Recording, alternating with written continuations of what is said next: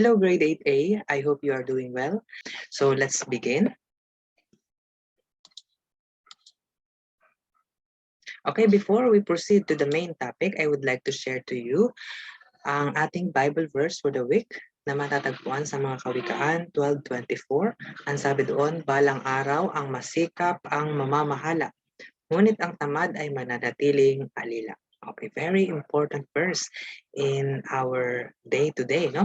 Sapagkat ito'y naakma na ang taong masikap, tiyak na magiging leader someday. But those people na tatamad-tamad talagang mananatiling dukha or mananatiling alila. Okay, the same rule in my class. Ang pagkakamali ay inaasahan, iginagalang, sinusuri at isinasaayos. So ang ating last topic for this second quarter ay may title na Pag-usbong at pag-unlad ng mga kabiasnan sa Afrika at mga pulo sa Pasipiko. So ang layunin ng ating pag-aaral ay maipaliwanag ang mga kaganapan sa mga klasikong kabiasnan sa Afrika, makilala mga ambag ng kabiasnang klasiko sa Amerika, at mabigyang halaga ang mga pamana ng kabiasnang klasiko ng pulo sa Pasipiko. Okay, unahin natin ang mga kabiasnan sa Afrika. So ang kabihasnang Ehipto ang isa sa kabihasnang umusbong sa lupalop ng Afrika. Ang kahariang Kush ang itinatag ng mga Kushite sa timog ng Ehipto kung saan naging malaki ang impluensya sa kabihasnang Ehipto. Bumagsak ang kabihasnang Kush sa kamay ng lungsod-estado ng Aksum noong 350 kasalukuyang panahon. Ang lungsod ng Aksum ay matatagpuan ngayon sa bansang Ethiopia. Naging Kristiyanong kaharian ang Aksum noong 395 KP.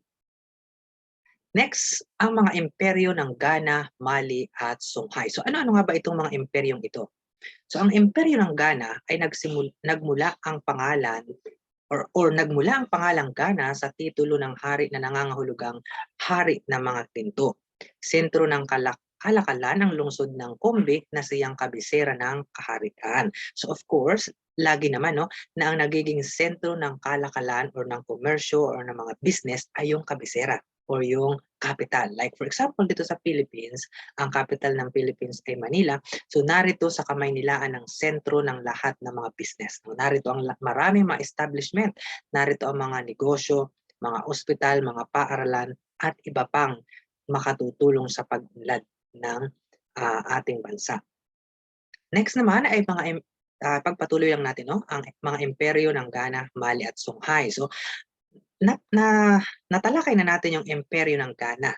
So next naman natin ang imperyo ng Mali. Ito ang pumalit sa Ghana bilang pinakamalakas na kaharian sa kanlurang Afrika. At ang pinakakilalang hari dito ay si Sun Di Ata. Siya rin ang nagtatag ng imperyong Mali noong 1230 kasalukuyang panahon at naging tagapagmana ng kalakalan ng ginto sa rehiyon. So napakaraming ginto pala din sa imperyo ng Mali. Naging mga Muslim ang mga hari ng imperyo na nagbigay daan sa kanilang pakikipag-ugnayan sa mga Muslim na kaharian at imperyo sa Hilagang Afrika sa kanlurang Asya. So itong imperyo ng Mali ay na-impluwensyahan ng mga Muslim. Sa previous nating mga pag-aaral ay ating nalaman na maraming mga yung mga misyonary, mga misyonary ang mga Muslim na kung saan sila nakakarating upang ipalaganap ang kanilang relihiyon. Yun ay ang Islam.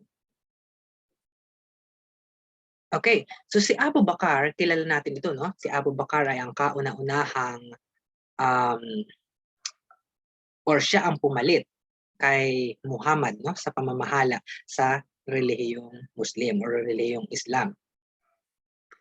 Mas napalawak niya ang teritoryo ng imperyo na naabot ang baybayin ng karagatang Atlantiko. So nagpatayo siya ng 200 barko upang galugarin ang karagatang kanyang natagpuan. So nag-start na itong si Abu Bakar na manakop ng mga bansa, manakop ng mga lugar. Kaya naman sa kanilang paggagalugad ay nagamit ang 200 barko. Next ay si Mansa Musa. Itong si Mansa Musa ang pumalit kay Abu Bakar na sa pagiging hari ng imperyo. So nakilala itong si Mansa Musa dahil sa pagsasagawa ng Hajj or yung taunang paglalakbay sa Mecca. So ang Mecca ang pinaka banal na lugar sa mga Muslim. No, kung sa Kristiyano ay ang Jerusalem, ay sa mga Muslim naman ay ang Mecca. Kaya naman sila ay naglalakbay or taunang na pumupunta sa lugar na ito. At kilala nga dito si Mansa Musa. Imperyong Songhai, no? Sa Imperyong Songhai naman, ito yung pumalit na imperyo nung bumagsak ang Mali. Okay? At si Suni Ali ang nagtatag ng Imperyong Songhai. Kilala rin dito si Askeya Muhammad, isang general o general ni Suni Ali na nagpalawak ng Imperyong Songhai. So napakalaki ng gampani ng isang general, no? The general. Actually, ay dito yan sa Pilipinas ay nangyari din during the time of martial law, no? Na nung bumaliktad na ang mga sundalo at pumanig na sa taong bayan ay hindi na or napa-stop na or napahinto na ang pamamalakad ng nagdaang presidente, si Presidente Marcos. So napakalaki ang ginagampanan ng mga general. Mga kabihasnan sa Amerika, sinasabing nagdayuhan sa lupalop ng Hilagang Amerika ang mga tao na galing sa Asya, mga 40,000 taon na nakalilipas. Mula sa pagiging mga mangangaso ay natutunan ng mga nakatira sa Amerika ang pagsasaka noong 8,000 bago ang kasalukuyang panahon. So originally, talaga naman na ang pangunahing ikinabubuhay lamang ng tao ay pangangaso. Pero sa pagdaan ng mga panahon ay natutunan na rin magsaka or magtanim, mag-alaga ng mga hayop at iba pang pinagkukunan ng kabuhayan na makikita sa kabukiran. So naging pangunahing pananim nila ang mais, kalabasa, butong gulay, abukado, sili at kamatis. Ang mga unang kabihasnan sa Amerika ay mga ceremonial sites, lugar kung saan idinaraos ang mga seremonya at ritual. So sa Amerika pala ay nagdaraos din ng mga ceremony, mga traditions. So karamihan sa mga kabihasnan ay nagsimula sa rehiyon ng Gitnang Amerika o tinatawag din na Mesoamerica. Dito sa kabihasnang Amerika ay kilala ang mga Olmec. Ito ang unang nagtayo ng mga lugar pang seremonya sa baybayin ng Gulpo ng Mexico noong 1200 bago ang kasalukuyang panahon. So nangangahulog ang rubber people ang Olmec dahil sa maraming puno ng rubber o goma ang tumutubo sa lugar kung saan natagpuan ang kanilang pamayanan. So matatagpuan sa mga lipunan ng Olmec ang palaruan o yung tinatawag na pok-atok na isang uri ng larong basketball. So meron na palang basketball during the time. No? Sa larong ito ay hindi maaaring hawakan ng bola at kailangang maipasok ito sa isang bilog gamit lamang ang ibang parte ng katawan. So kakaiba ito, no? Sapagkat ang ating alam na basketball ay talagang hinahawakan. Pero itong pok-atok na parang uri ng larong basketball, sapagkat mayroon ding ring at kailangan mong ipasok yung bola sa ring, hindi mo kailangang hawakan yung bola. No? Iyon ang kakaibahan. Okay, dito din sa kaabiyas ng Amerika, yung tinatawag na Mesoamerica, no? Sa pagbagsak ng Olmec ay nailipat ang sentro ng kabiasnan sa Mesoamerica sa lambak ng Mexico or Mexico. No? Naging malaking lungsod ang Teotihuacan kung saan itinayo ang mga naglalakihang piramide or pyramid ng araw at piramid ng buwan. Gumamit ang mga taga-Teotihuacan ng mga sandata na gawa sa obsidian o bato na galing sa bulkan. So kakaiba yung kanilang mga sandata sapagkat ang karaniwang sandata ay gawa sa bakal. Pero yung sa kanila ay gawa sa bato at hindi karaniwang bato bagkus ang galing sa bulkan. So, mag-proceed naman tayo sa mga Maya. Ano ba itong tinatawag na mga Maya? Isa sa naimpluwensyahan ng mga Olmec ay ang mga Maya na nakatira sa tangway ng Yucatan. So, nagtayo ang mga Maya ng mga lungsod-estado na matatagpuan sa mga kasalukuyang bansa ng Mexico, Guatemala, El Salvador at Honduras.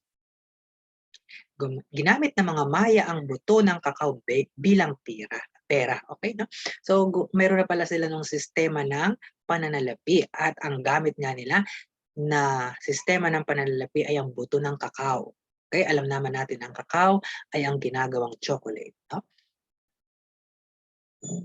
Pinamumunuan ng mga Maya, ang mga Maya ng isang halak unit na nagsisilbing pinuno ng digmaan. Ayan, so halak unit ang pinuno ng mga Maya. So karamihan sa mga pinuno ay nagngangalang jaguar sapagkat ang jaguar ang pinakamabangis na hayop sa Amerika. Okay? So jaguar, Great Jaguar ay nagpatayo ng pinakamataas na piramide. Okay, so Great Jaguar, no? Isa sa naging hari ng mga Maya. Okay? Continue tayo. Naniniwala ang mga Maya na ang mundo ay nabuo at nabuhay mula sa dugo ng kanilang mga Diyos. So kakaiba, no? Kakaiba pala ang paniniwala dito sa kabiasnan sa Amerika or Mesoamerica. No? Sapagkat naniniwala itong mga Maya na ang daigdig daw ay nabuo dahil sa dugo ng kanilang Diyos. No? Sa ating mga Kristiyano ay syempre naniniwala tayo na ang mundo ay gawa ng Panginoon sa loob ng 6 na araw. Pero mayroon din namang mga atheist or yung katulad nga ni Darwin na nagsusulong na ang mundo naman daw ay nagawa or nabuo sa pamamagitan ng evolution. Alright? Or yung mga Big Bang Theory or yung mga pagbabanggaan dyan sa kalawakan. Pero dito sa Maya, no? Itong mga Maya ay naniniwala na nabuo or nabuhay or nangyari ang mundo dahil sa dugo ng kanilang mga Diyos. So maraming Diyos pala itong mga Maya. So sa matematika, ginamit nila ang konsepto ng zero. Ayan, zero. Alam naman natin yan, no? Ginagamit din natin hanggang sa kasalukuyan.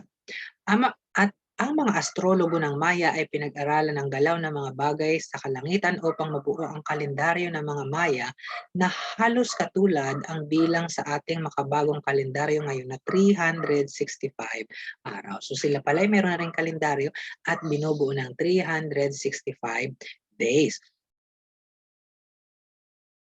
Okay, dumako naman tayo sa mga Aztec. So itong mga Aztec ay kilalang pangkat ng mandirigma. Okay, nagsimulang bumuo ng lipunan sa paligid ng lawa ng Texcoco noong 1345. Nagtayo ang Aztec ng chinampas o mga artificial na isla sa lawa kung saan sila nagtanim ng mais, butong gulay at kalabasa. So magtatanim din or magsasaka din itong mga Aztec.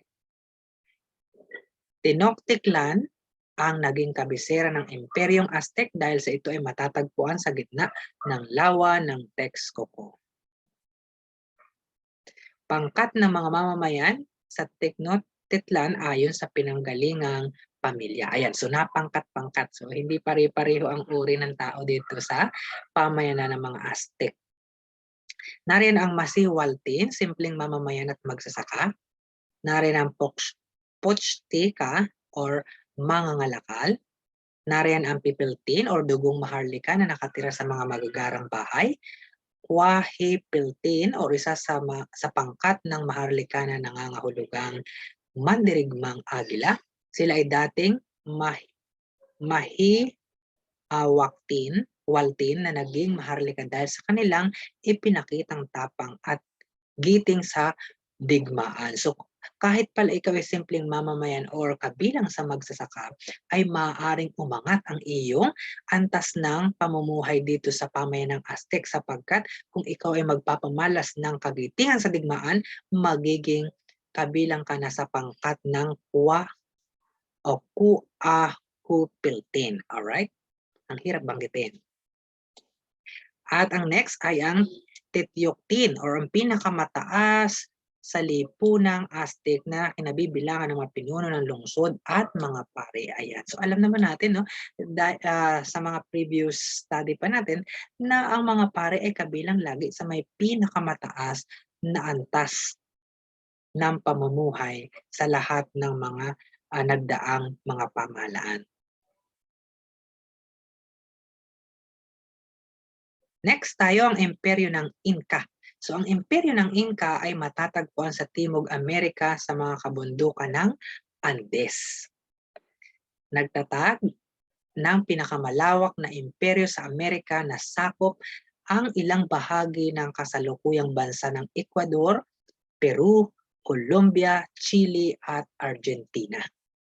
Tanyag sa paggawa ng hagdan-hagdan, di lamang upang taniman, bagkus pati tayuan ng bahay at gusali. No? So dito pala sa imperyo ng Inca ay mahilig na silang gumawa ng hagdan-hagdan. So dito sa Pilipinas mayroon din, no?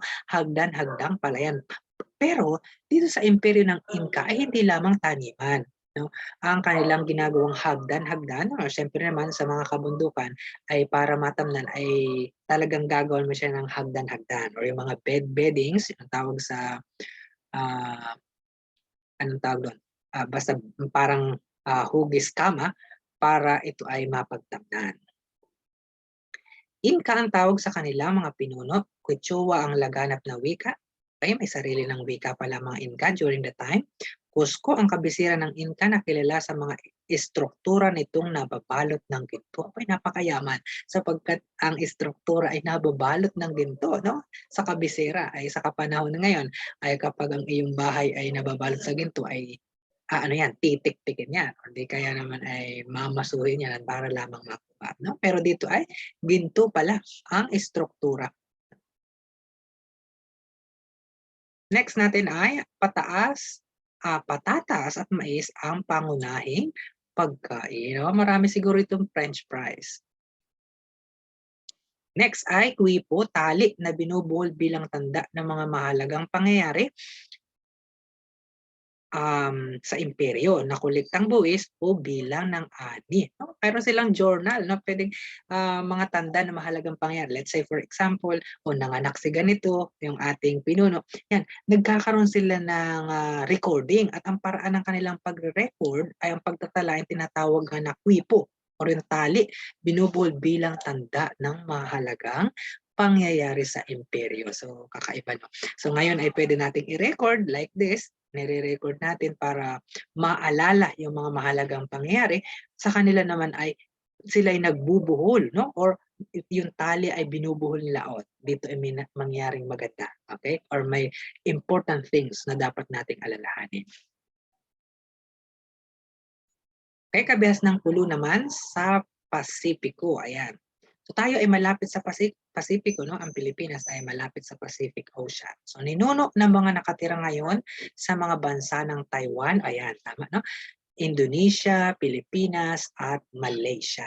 Yan yung Austronesian. So magagaling na manlalayag dahil narating nila ang isla ng Madagascar sa Africa mula Indonesia. Napakalayo ng kanilang paglalakbay, no?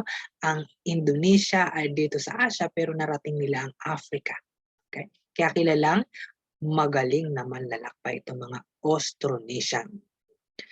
Ling-ling-o or ginamit nila isang uri ng alahas na mula sa disenyo sa mga nakikita sa kapaligiran. Ayan, so kung ano yung nakikita sa kapaligiran, ginawa nilang design sa kanilang mga alahas. Pinamumunuan sila ng chief or pinuno na siya ring nagsisilbing pinunong mandirigma. So paglalagay ng tattoo sa katawan ay sumisimbolo sa mga narating niya sa buhay. Ayan. So, nung kapanahonan pala nito, mga Austronesian, na kapag ikaw ay maraming tattoo, ay marami ka nang narating sa buhay. No? Dito sa ngayong kapanahonan ay medyo bad connotation na, no? Kapag kayo ay may tattoo or lalo na yan, nagagamit kasi yan sa bilangguan. Ibig sabihin, matagal ka nang nabilanggo. The moment na marami kang tattoo ay matagal ka sa bilangguan. Pero sa panahon nila, the moment na marami kang tattoo sa katawan, ay marami kang narating sa buhay. Nagbabago talaga ang panahon. Okay, ilan sa mga isla sa Pasipiko ay nakapagtayo ng mga lungsod at naglalakihang monumento. Lungsod ng Nanmadol ang nag-iisang sinaunang lungsod na umusbong sa isang pulo sa karagatang Pasipiko. Muay or estatwang bato na matatagpuan sa pulo ng Ester sa silangang bahagi ng karagatang Pasipiko. Okay, so that's it for chapter 10. And we have a short quiz just just know or alamin natin sino siya. O sino ba itong mga taong ating mababanggit. Ayan, nariyan naman ang pamimilian. So pwede niyong isend sa akin ang kasagutan para kayo ay may grade for this lesson. So that's it for today. Thank you and good luck sa inyong nalalapit ng examination. So God bless everyone. Thank you for watching this video chapter 10 of Araling Panlipunan, the last topic for the second quarter. Thank you everyone. Bye-bye. God bless.